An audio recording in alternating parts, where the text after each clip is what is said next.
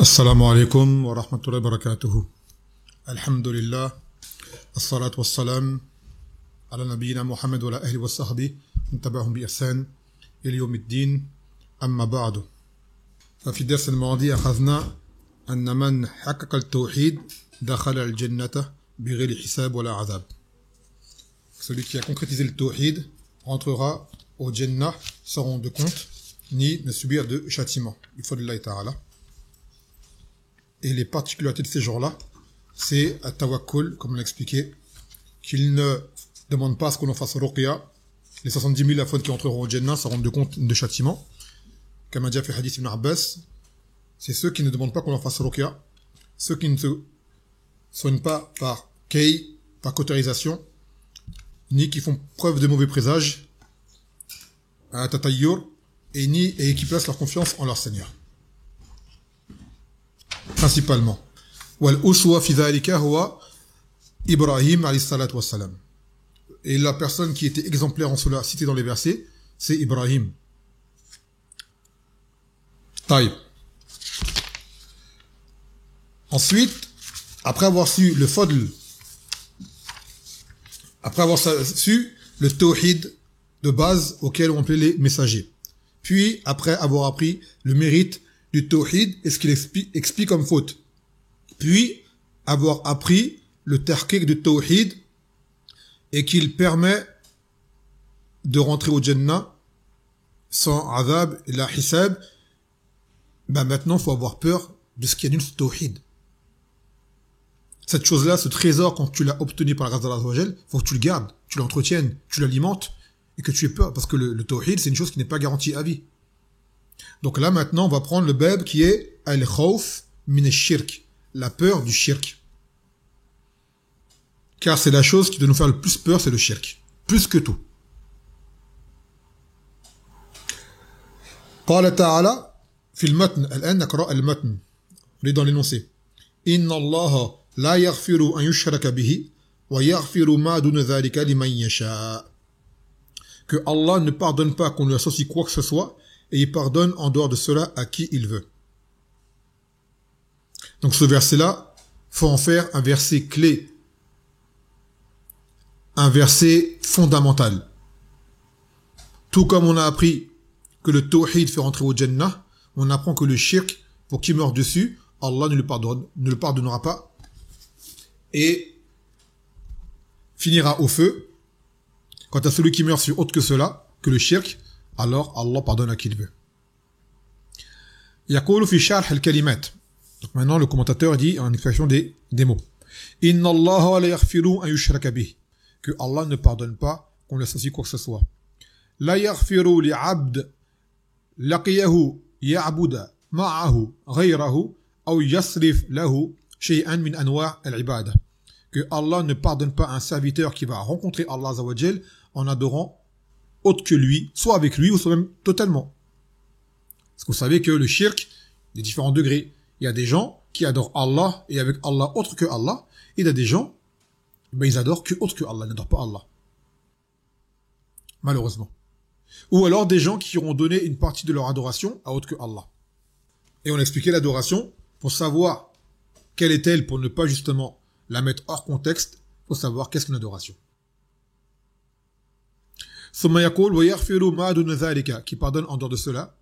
يغفر جميع الذنوب غير الشرك, que Allah pardonne tous les péchés en dehors du shirk.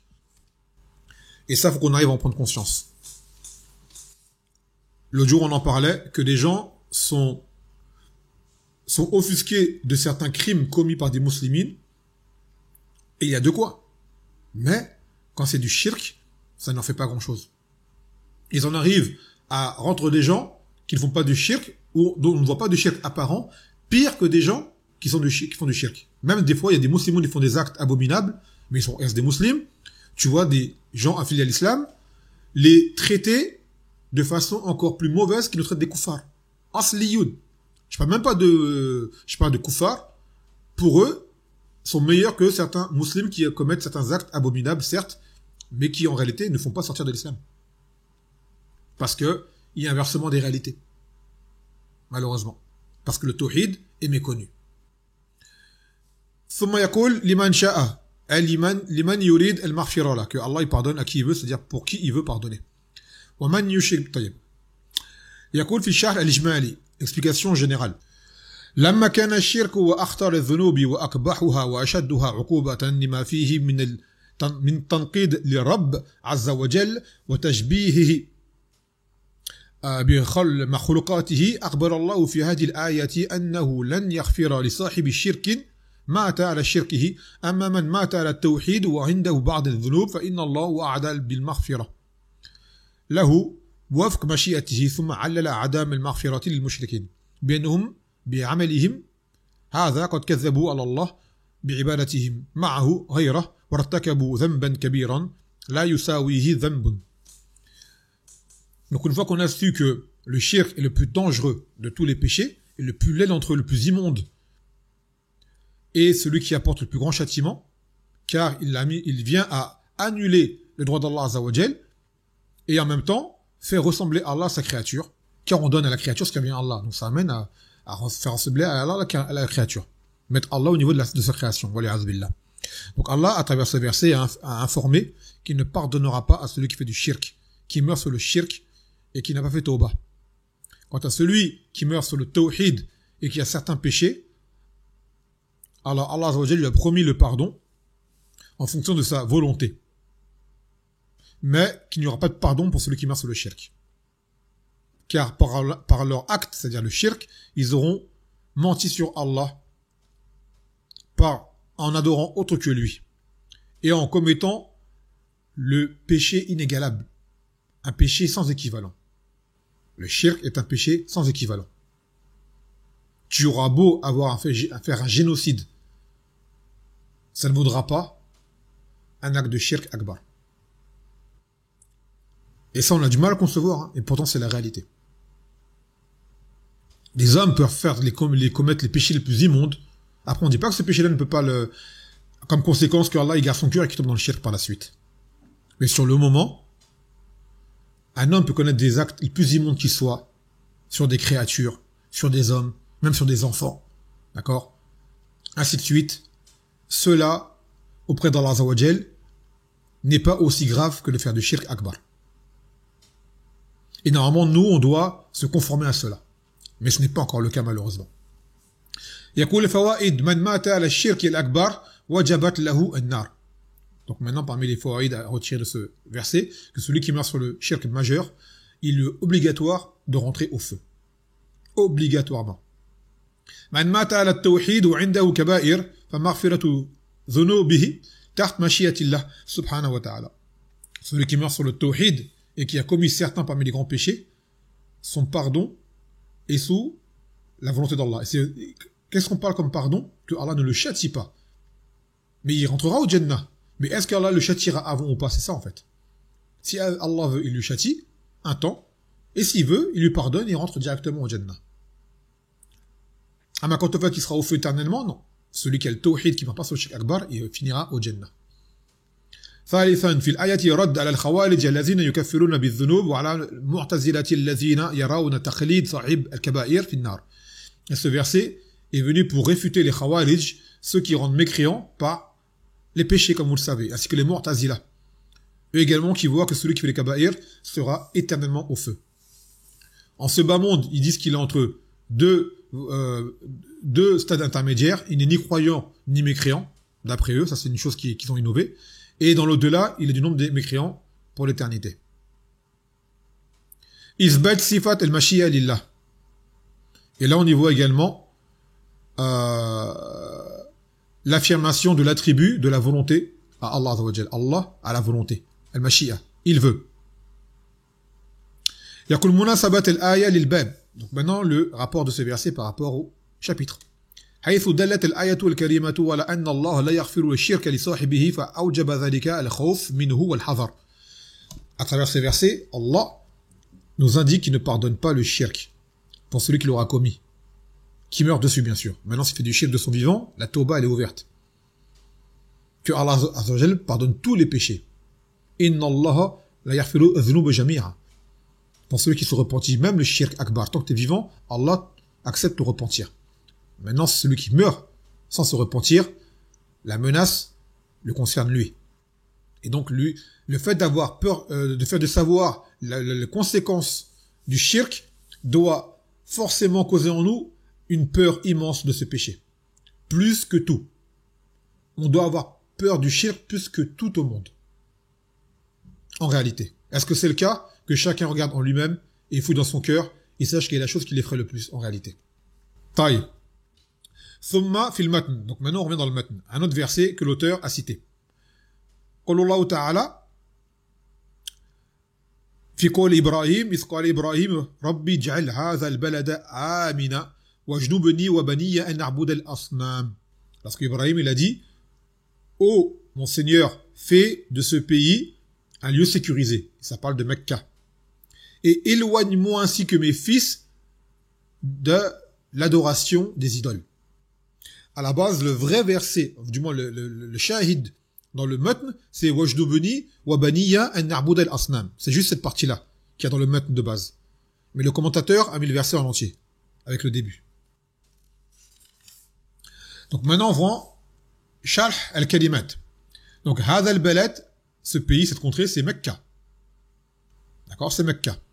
Car vous savez, Mecca, son histoire a débuté par l'histoire de Ibrahim alayhi salam avec Ismaïl qui ont mis les fondations de la Kaaba. Et même avant cela, lorsque Ibrahim a laissé Ismaïl et sa mère justement à Mecca, au moment où il n'y avait rien. Puis de là, Jibril est venu et a indiqué à la mère d'Ismaïl où était Zamzam. Puis des Arabes sont venus et ont placé leur campement à cet endroit-là, se sont installés là par rapport à l'eau, et de là Ismaïl s'est mélangé à eux, il a pris la langue arabe, car Ismaïl n'était pas un arabe, puis s'est marié avec l'une de leurs femmes, et de là est devenu, en fait, il s'est arabisé. Et de là, de génération en génération, est venu le prophète Mohammed sallallahu alayhi wa sallam, et Mecca a commencé à se développer. Pour devenir ce que vous allez voir aujourd'hui, pour ceux qui vont faire la Umrah, vous allez voir Mecca, dites-vous que Mecca, à la base, c'était un désert aride au milieu de montagnes. Sans rien. Sans l'once d'une vie. Il n'y avait même pas d'eau. Zemzem n'est arrivé que, du moins, selon les textes révélés, qu'au moment où la mère d'Ismaël est venue. Est-ce qu'elle était déjà là auparavant, puis elle a été enterrée après? Ça, Allah alam. Avant cela, il n'y avait rien du tout. Rien du tout. Désert dans les montagnes, les vallées. Yaqul Aminan. Donc, un lieu sécurisé par rapport à Mecca. Mutma'in ahluhu. Et on voit que, justement, le dua d'Ibrahim, alayhi salam, est exaucé. Mecca est un lieu qui est sécurisé. Jnubni ay ba'idni. Éloigne-moi. Baniya, ce sont mes fils. Hum abna'uhu min sulbihi. Wa banatihi. Ou banatuhu. Wa lam yadhkur al-banat lidukhulihinna tabi'an wa qila ghayr dhalika. Et lorsqu'il dit mes fils, ça concerne ses fils, sa descendance, et également ses filles. Car vous savez que le masculin, dans l'expression orale, domine. Quand on parle d'un pluriel où il y a, qui est mixte, on emploie la formule masculine. Quand on va mettre des hommes et des femmes qui vont venir, on va dire ils sont venus. D'accord? Bon, en français, on a le mot mes enfants. Mais en vrai, le mot en arabe walad, c'est un mot qui est valable soit pour le garçon, ou soit pour les enfants, même pour la fille. Mais généralement, chez les gens, le walad, c'est garçon. Mais en réalité, les awlad, ce sont les enfants et les filles rentrent dedans. Donc quand il dit bani, c'est pas seulement mes fils et non pas mes filles, c'est toute ma descendance. Al-asnam, ce sont les idoles. Wal-jam, sanam. Wa huwa manuhita ala sura wa ubid. Wal-wathn amin dhalika. Donc l'asnam, savoir que c'est le pluriel de sanam. Et en français, on dit ça, c'est une idole. Il y a deux mots en arabe. Il y a sanam et il y a wathan. Il y a sanam et il y a wathan. Les deux noms en français, on les traduit comme étant idole. La différence qu'il y a entre sanam et wathan, c'est que le sanam, c'est une chose qui a été façonnée par la main de l'homme, comme une statuette ou une image qui a pris une forme particulière. Ça peut être la forme d'un arbre, la forme d'une créature vivante, voilà. Alors que wathan, c'est une chose qui est générale. Ça peut être un rocher, ça peut être un arbre de base. Ce n'est pas juste qui a été façonné par la main de l'homme. D'accord? C'est une chose qui est telle quelle que les gens ont adoré. Sonam, c'est une chose qui a été façonnée par la main de l'homme en vue d'être adorée. Mais les deux, en français, on dit idole. يقول الشرح الإجمالي. Explication générale par rapport au verset. يخبرنا سبحانه وتعالى أن إبراهيم عليه السلام دعا لمكة بالأمن والاستقرار وذلك لأن الخوف والفوضى يمنعان الناس من أداء مناسكهم ثم أردف ذلك بسؤال آخر طلب فيه من ربه أن يبعده وأولاده عن عبادة الأصنام وذلك لما علم من خطر عبادتهم وافتتان الناس بها. Donc Allah Azza wa Jal informe que Ibrahim a invoqué pour Mecca pour qu'elle soit sécurisée et qu'elle soit stable. Car la peur et le désordre sont les choses qui empêchent les gens de pouvoir accomplir leur rite. C'est une réalité. Un pays qui est dans la peur, tu ne peux adorer Allah Azza wa Jal comme il se doit. La vraie peur au ventre quand tu sors de chez toi est une chose qui est, je ne sais pas si, rappelez-vous tous les moments dans votre vie où vous avez eu peur. Quel sentiment? C'est quand tu as peur, tu ne manges rien, tu ne dors pas. C'est un sentiment qui est horrible. Une douleur interne qui est incroyable. Et la peur fait faire des choses. Quand on est pris d'une peur, on contrôle même plus son corps parfois. Les gens ils s'écroulent, ils tremblent, ils changent de couleur, ils sont tétanisés. La peur est une chose qui fasse que tu perds le contrôle de ton corps. Devant la peur, les gens peuvent dire des choses qu'ils ne pensent même pas ou des choses qu'ils n'imagineraient même pas qu'ils diraient. Donc c'est une chose qui est incroyable, la peur. Donc la sécurité, c'est parmi les choses qui sont les priorités en religion. De sécuriser les lieux. Et dans quel but en premier lieu? Pour permettre aux gens d'adorer Allah subhanahu wa ta'ala. Donc, et deuxième demande, c'est que Allah Azza wa Jal l'éloigne lui ainsi que ses fils et ses filles, donc sa descendance, d'adorer les idoles. Car il savait que cette adoration des idoles, c'est le shirk et elle est amenée à causer l'entrée au feu pour sa descendance, chose qu'il ne voulait pas. Donc là, dans ce doha, il y a deux choses. La sécurité pour Mecca et la préservation, parce que c'est un lieu qui va devenir un lieu, comme vous le savez aujourd'hui, c'est un lieu, c'est, comment dirais-je, c'est, excusez-moi le terme, c'est une forme de plaque tournante pour les musulmans. C'est un lieu par lequel on doit passer. C'est un lieu central pour l'islam. C'est le cœur de l'islam. Wa hudan lil alamin, une guidée pour l'univers comme Allah Azza wa Jalla l'a dit. C'est un lieu par lequel, à la base, on doit tous passer au moins une fois dans notre vie, pour ceux qui en ont les moyens. Pour la Umrah, pour le Hajj. Donc ce lieu doit être sécurisé pour les musulmans. Car lorsqu'Ibrahim a fait ce doha, ce n'est pas pour Ismaïl et sa mère, c'est pour tout ce qui est arrivé dans le futur de ce lieu-là. Un lieu qui doit être sécurisé. Et autre chose, que ses enfants ne tombent pas dans le shirk. Et ce n'est pas qu'il ne fasse pas de shirk, il a demandé qu'il soit éloigné. C'est important comme doha. Ce n'est pas qu'il ne fasse pas de shirk, mais qu'il soit loin de l'adoration des idoles.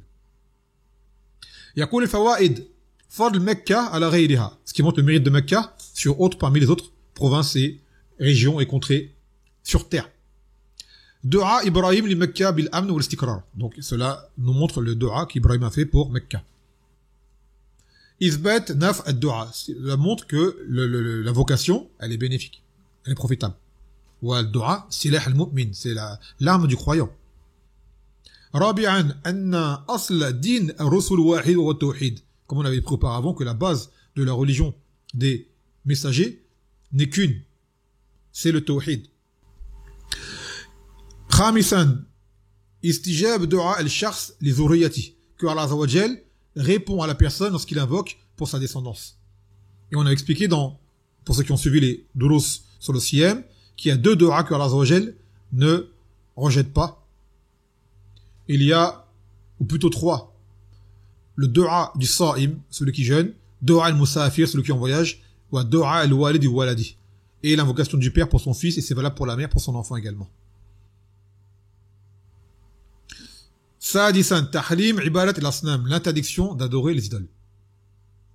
Munasabat al-aya lil-bab, le lien du verset pour ce chapitre. حيث دلت الآية على أن إبراهيم مع قوة إيمانه يخشى على نفسه وأبنائه من الشرك فأوجب علينا ذلك أن نخاف منه من باب أولى. Ce verset nous montre que Ibrahim, avec la force qu'il avait, la foi qu'il avait, et Ibrahim, comme on l'expliquait, c'était un imam, une umma de tout seul. Malgré cela, il avait peur pour lui-même et ses fils, sa descendance, du shirk. Il a dit Jnoubeni, wa baniya. Éloigne-moi, moi, en premier lieu, et mes enfants. Ce qui correspond au verset où Allah Azza wa Jalla yaqul Ya ayyuhallazina amanu qu anfusakum wa ahlikum nara. Ô vous qui avez cru, préservez-vous, vous en premier, ainsi que vos enfants, d'un feu ardent. Vos familles, ceux qui sont sous votre responsabilité. Donc si Ibrahim avait peur, avec le niveau de foi qu'il avait, alors nous, à plus forte raison également. Seulement, est-ce que c'est le cas? Problème, malheureusement, voilà. Est-ce que tu crains pour ton enfant concrètement le shirk? Aujourd'hui, les gens, ils ont peur pour l'avenir de leurs enfants. L'avenir mondain. Que leur enfant réussisse, qu'il ait un avenir. L'avenir de l'enfant ou du père, de la mère, c'est l'au-delà. Et ça, l'avenir. C'est ce qui est après la mort. Notre avenir, à nous, il est là. Cette dunya, on est de passage. Comme a dit le Nabi sallallahu alayhi wa sallam. Kun fi hadid dunya kanaka gharib ou abir as-sabil. Soit en ce bas monde, comme tu étais un passager. Quelqu'un de passage. Et il a dit le Nabi sallallahu alayhi wa sallam, cette dunya, pour lui, il n'est comme que quelqu'un qui vient à l'ombre d'un arbre pour se reposer et continuer son chemin. Et nous, on s'installe dans cette dunya. On en a fait notre priorité. Les gens se battent pour leurs enfants dans les écoles, pour qu'ils aient des diplômes et autres, pour qu'ils soient, comme ils disent, quelqu'un dans l'avenir. Mais est-ce que tu t'es battu pour que ton enfant soit un muwahid et soit éloigné du shirk? À partir du moment où tu le laisses dans un pays de koufr, non. Ça, c'est clair que non. Tu laisses ton enfant grandir dans un pays de koufr, tu n'as pas cette peur-là du shirk. Ni pour toi, ni pour lui. Tu l'as, mais pas suffisamment. Sans quoi tu le sauverais. Il a dit, Ibrahim, éloigne-moi. Comment tu vis dans un lieu où matin et soir, c'est le shirk qui est enseigné et qui est valorisé et qui est répandu? Quelqu'un qui veut être éloigné de ça, il reste là-dedans, mais jamais de la vie. Regardez la Covid, comment les gens se sont comportés avec la Covid, par peur de la Covid. Toutes les mesures qui ont été prises, les masques, la distanciation, comment ils appellent ça? Quand les gens étaient bloqués chez eux, là, j'ai oublié comment ils appellent ça. Confinement. Regardez les causes. Pour une maladie, pour que les gens ne soient pas contaminés. Car c'était très contagieux. On devrait faire quoi, nous, avec le shirk? Comment on devrait agir entre musulmans? Comment on devrait agir? Regardez bien l'être humain de base, quand il a eu peur d'une chose, comment il se comporte. Donc, quand on réalise cette peur du shirk, est-ce qu'on l'a? Chacun il sait en lui-même. Et c'est là il voit comment il réagit. Qu'est-ce que ça lui fait? Et là il saura où il en est par rapport à ça. Et si jamais il voit que c'est problématique, c'est ce genre de koutoub qui font un rappel. Quand je vous parle à vous, c'est... Moi aussi je suis concerné, attention, c'est un rappel pour moi en premier, également pour vous. Voyez, mais comme je m'adresse à vous, je dis vous. Mais moi, même aoula. C'est pareil pour moi. D'accord? C'est pareil pour moi. والله المستعان. ثم يقول وفي الحديث قال النبي صلى الله عليه وسلم. Là c'est le matn, excusez-moi, je vais préciser, là on revient dans le matn, le kitab Tawhid, c'est le hadith, c'est le dernier hadith, dernier dalil du bab. أخوف ما أخاف عليكم الشرك الأصغر فسئل عنه فقال الرياء.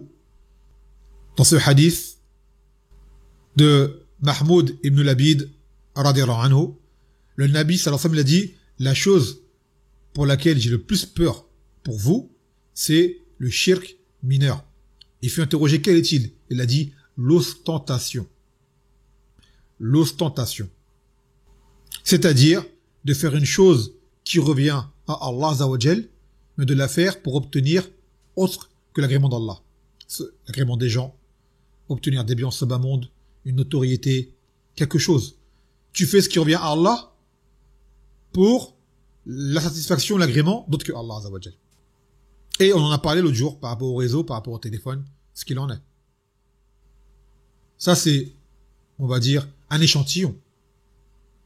C'est un échantillon parce que c'est la forme d'exploitation qu'on voit aujourd'hui qui est la plus flagrante. Mais il y en a d'autres. Plein, c'est indénombrable. Et c'est un combat, c'est un jihad nefs. Repousser un riya qui est en nous, c'est un jihad nefs. Ce n'est pas impossible. Sachez-le, pour pas désespérer, commencer à avoir peur et une peur excessive qui fasse qu'on tombe dans le désespoir. Non, ça c'est khata chez le musulman. Il y a des remèdes, il y a des doigts, ça va venir. Il y a un bab qui sera vraiment plus développé par rapport au riya. Inch'Allah ta'ala. Et dessus, on parlera du détail sur la question. يقول شرح الكلمات أخوف ما أخوف عليكم أشد شيء أخاف عليكم. Donc la chose qui me fait le plus peur pour vous. الرياء ومراءة الغير بعمل الخير كالذي يحسن الصلاة من أجل الناس. C'est le fait de se faire voir dans ce qu'on fait par autre que Allah Azza wa Jal, dans un acte qui revient à Allah Azza wa Jal, comme par exemple quelqu'un qui embellit sa salat pour les gens. Pour qu'on dise, Masha'Allah, lui, il fait la salat correctement. Il a le Coran pour dire, Masha'Allah, il a une belle voix, il a un beau tajwid. Ainsi de suite. Et dans d'autres domaines. يقول الشرح الإجمالي يخبرنا النبي صلى الله عليه وسلم في هذا الحديث أنه يخاف علينا أكثر ما يخاف علينا من الشرك الأصغر. طيب أعيد. ففي هذا الحديث أنه يخاف علينا وأكثر ما يخاف علينا من الشرك الأصغر وذلك لما اتصف به صلى الله عليه وسلم من كمال العطف والرحمة بأمته والحرص على ما يصلح أحوالهم ولما عرفه من قوة أسباب الشرك الأصغر الذي هو الرياء وكثرة دواعيه فربما خرط عقائد المسلمين من حيث لا يعلمون فيضر بهم لذا حذرهم منه وأنذرهم. Dans ce hadith, le Nabi sallallahu alayhi wa sallam nous informe que ce qui lui fait le plus peur pour nous, c'est ce shirk asghar. Le shirk asghar, c'est autre également que le riya. Le riya, c'est une généralité, mais il y a d'autres formes de shirk asghar qui ne sont pas du riya, qui vont venir également. Car le Nabi sallallahu alayhi wa sallam était une personne qui avait une grande compassion, une rahma pour sa communauté, et était soucieux de les voir faire ce qui entretient leur situation, les préserve des maux et les amène vers le bien. Et également pour le savoir qu'il avait des causes qui amènent trop facilement justement à ce shirk qui est un riya. Et tout ce qui emmène, tout ce qui attire. Et qu'il est probable que la croyance que ce shirk asghar se mélange à la croyance des musulmans sans même qu'ils ne se rendent compte. Ce qui leur porterait préjudice. C'est pour cela qu'il les a mis en garde contre cela et les avertit. Pour dire attention à ça. Car le shirk akbar, il est voyant, il est flagrant. Mais le asghar, il est en toi. Et il vient sans même que tu te rendes compte. Sans même que tu l'aies voulu, il vient. Et ça, c'est Shaitan qui fait des wasawis. Et beaucoup de wasawis, ils viennent là-dedans. يقول الفوائد حرص الرسول صلى الله عليه وسلم على أمته, ce qui montre le souci que le Nabi صلى الله عليه وسلم portait pour sa communauté. ثانيا تقسيم الشرك إلى أكبر وأصغر, que le shirk se divise en deux, akbar et asghar. Et ce hadith nomme précisément le shirk asghar. On a expliqué le shirk asghar. La différence avec le akbar, c'est que le shirk asghar n'annule que l'œuvre dans laquelle il a lieu, ne rend pas éternellement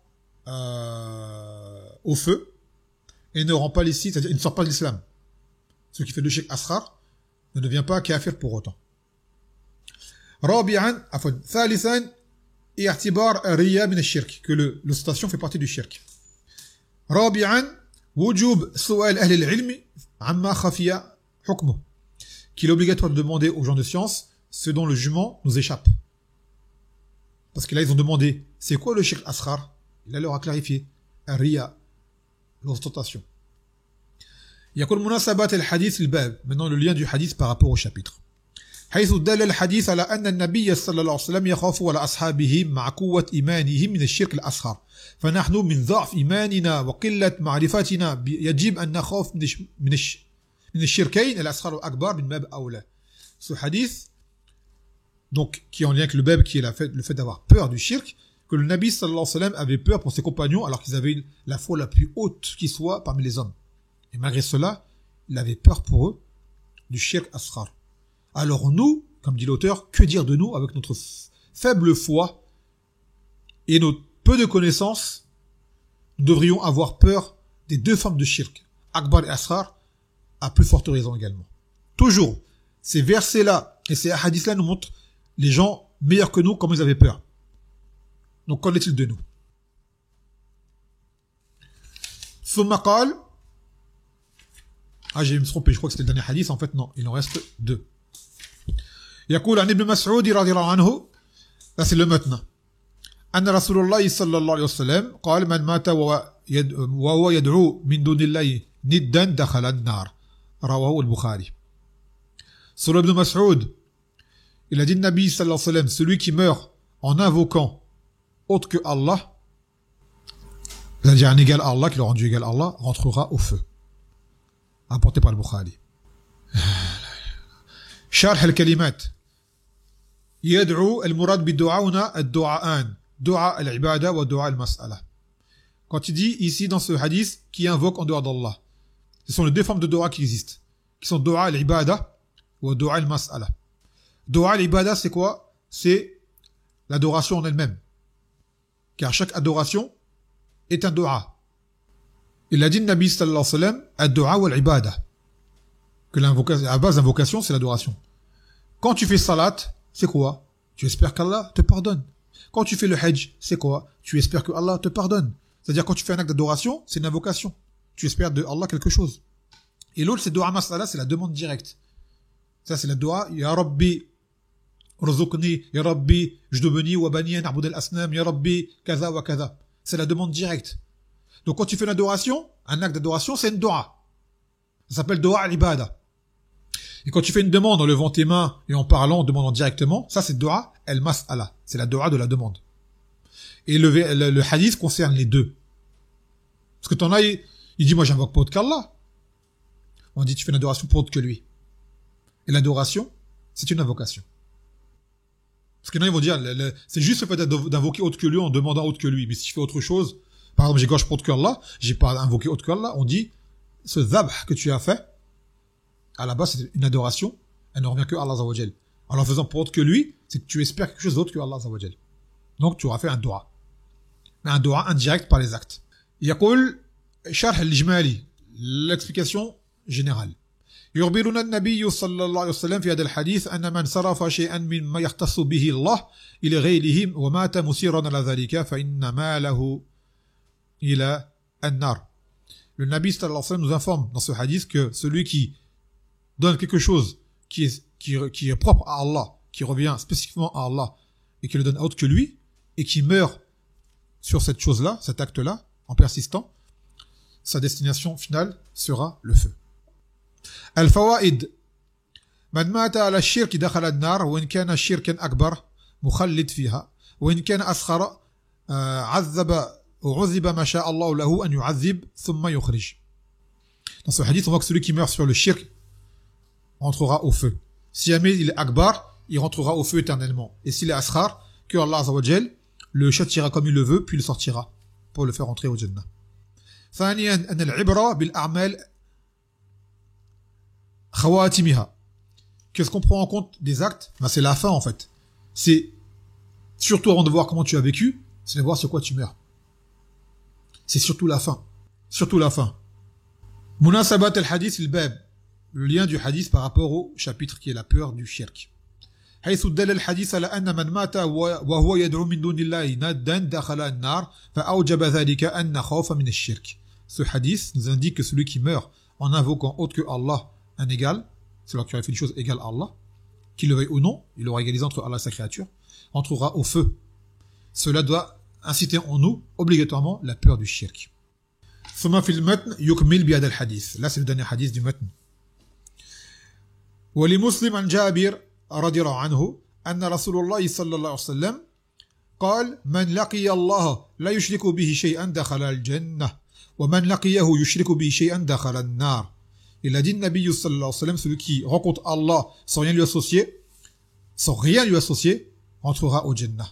Et celui qui le rencontre en lui associant à fond quelque chose, entrera au feu.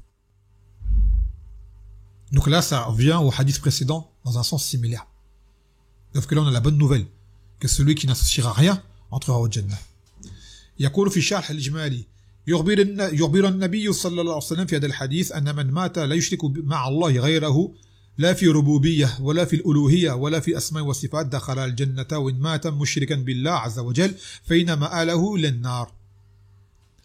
Le Nabi sallallahu alayhi wa sallam nous informe à travers ce hadith que celui qui meurt sans rien associer à Allah Azza wa Jal, ni dans al-Rububiyya, ni dans al-Uluhiyya, ni dans les Asma wa Sifat, rentrera au Jannah obligatoirement. C'est la promesse d'Allah subhanahu wa ta'ala.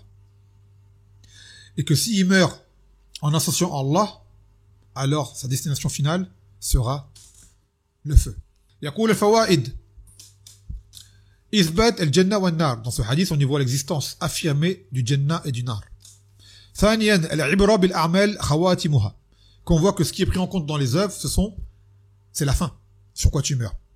Rappelez-vous de ce hadith d'Ibn Mas'ud par rapport au qadar, au destin, lorsque le Nabi sallallahu alayhi wa sallam dit Inna la ahadakum la ya'malu bi'amal ahli al-jannati hatta ma yakunu baynahu wa baynaha ila zira' fayasbiqu 'ala al-kitab fay'amal bi'amal ahli an-nar fayadkhulaha wa inna ahadakum la ya'malu bi'amal ahli an-nar hatta ma yakunu baynahu wa baynaha ila zira' fayasbiqu 'ala al-kitab fay'amal bi'amal al-jannah fayadkhulaha.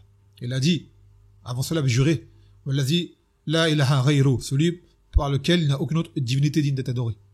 Et en jurant par Allah, que l'un d'entre vous fait les œuvres des gens du feu, il y a presque toute sa vie, puis son livre le rattrape, c'est-à-dire son destin, puis il se met à faire les œuvres du gens du Jannah, et il rentre au Jannah, à la fin de sa vie en fait. Ça peut être même au milieu de sa vie, ou à un autre moment, mais au début il est parti sur un mauvais chemin. Et à la fin, il meurt sur un bon chemin. Et l'autre c'est le contraire. C'est celui qui va faire les œuvres des gens du bien, peut-être toute sa vie. Puis son destin le rattrape, peut-être même une seconde avant de mourir. Wali'adhu billah, il fait les œuvres des gens du feu et il finit au feu. Bon, pour dire que tant qu'on est vivant, il n'y a rien d'acquis, il n'y a rien de gagné. D'où le dua de Ibrahim qu'il a fait, que Allah l'éloigne, ainsi que sa descendance, d'adorer les idoles. Être éloigné, ce n'est pas que je n'adore pas, c'est être loin. Car être proche est une tentation et une cause pour tomber dedans. Donc la chose à faire, c'est mettre un périmètre de sécurité le plus loin possible qu'il soit. Tels sont les enseignements qu'on a eu de l'imam des Hunafa, qui est Ibrahim alayhi salatu wassalam. ثالثا من مات على التوحيد لا يخلد في النار ومآله الجنة. Celui qui meurt sur le tawhid ne sera pas éternellement au feu et sa destination sera le Jannah. رابعا من مات على الشرك وجبت له النار. Celui qui meurt sur le shirk, le feu lui sera obligatoire. Et vous voyez bien, le hadith il est général. Quand il dit man laqiyahu yushriku bi shay'an dakhala an-nar, celui qui rencontre Allah en associant quelque chose, donc ça peut être shirk akbar ou asghar, rentrera au feu. Ce hadith également prouve l'avis que celui qui fait du shirk asghar en mourant dessus, sans tauba, il fera un passage au feu obligatoirement également. Et le hadith qu'on a pris avant également, c'est un dalil, hein, quand il a dit le Nabi sallallahu alayhi wa sallam man mata wa yad'u min dunillahi niddan dakhala an-nar, que celui qui meurt en invoquant autre que Allah ira au feu. يقول مناسبة الحديث الباب. Donc maintenant c'est le rapport de ce hadith par rapport au chapitre qui est la peur du shirk. حيث دل الحديث الشريف على أن كل من مات على الشرك دخل النار فأوجب ذلك علينا أن نخاف من الشرك بجميع أنواعه. Ce hadith montre que toute personne qui meurt sur le shirk rentrera au feu. Ce qui doit causer en nous, une fois de plus, la peur du shirk sous toutes ses formes. Sous toutes ses formes. La chose que l'on doit désirer le plus et posséder le plus, c'est le tawhid. Et la chose qui doit le plus nous effrayer, c'est le shirk. Qui plus est le akbar et même le asghar. Toute forme de shirk. وبهذا نكتفي نقول سبحانك وبحمدك لا إله إلا أنت أستغفرك وأتوب إليك والسلام عليكم ورحمة الله وبركاته.